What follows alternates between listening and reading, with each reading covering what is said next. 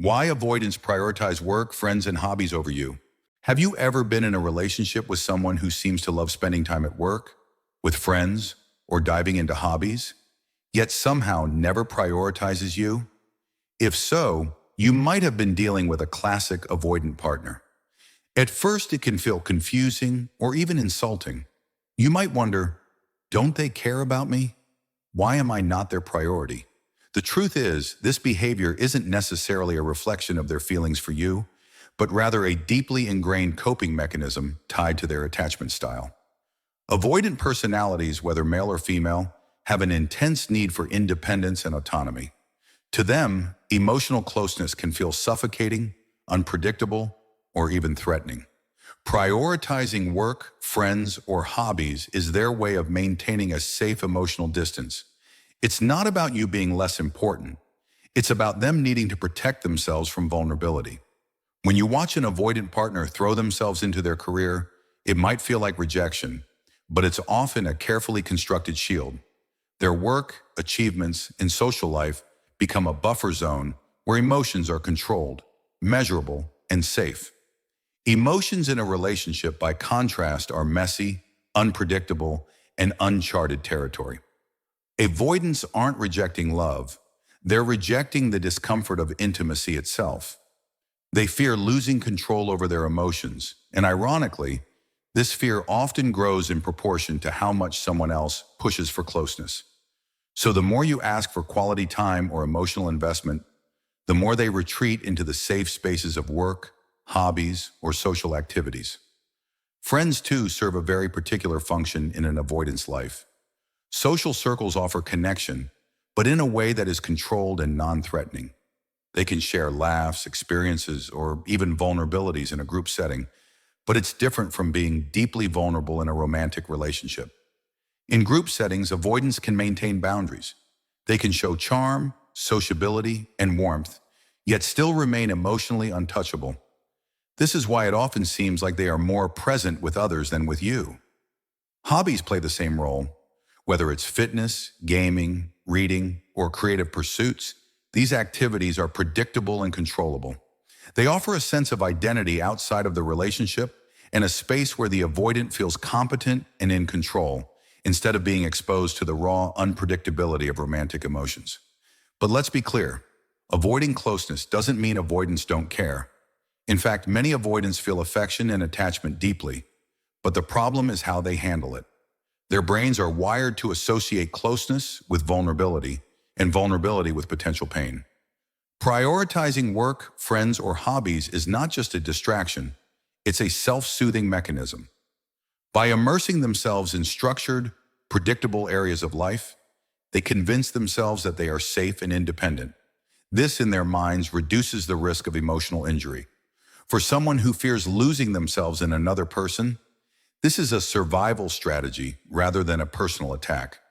It's also important to understand the role of fear in this dynamic.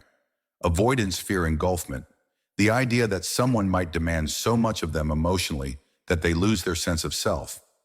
Time spent at work or engaged in hobbies is a way to reinforce their boundaries and remind themselves that they are autonomous individuals.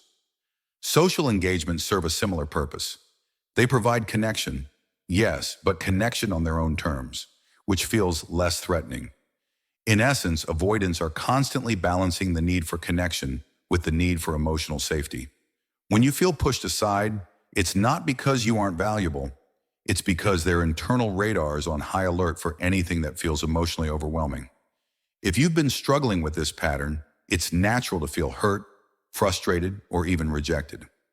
But understanding the psychology behind it is crucial if you want to navigate a relationship with an avoidant without losing your own sense of self.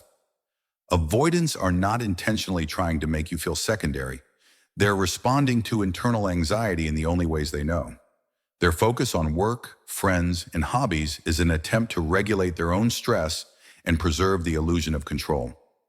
The tricky part, of course, is that this coping mechanism often makes their partners feel neglected, unloved, or invisible. This is why many people end up feeling like they are competing with everything in the avoidance life, instead of being valued as a partner. So what can you do if you want to maintain a healthy connection with an avoidant partner without being pushed aside. The first step is awareness. Recognize that when they prioritize work, friends, or hobbies, it's usually about emotional self-protection, not a lack of love or interest. The second step is to give them space, but in a strategic, controlled way. Avoidants respond to pressure with withdrawal. If you try to compete with their commitments or force emotional closeness, they are likely to retreat further. Instead, set boundaries for yourself and let them come to you. Your time and energy are finite, and your emotional needs matter.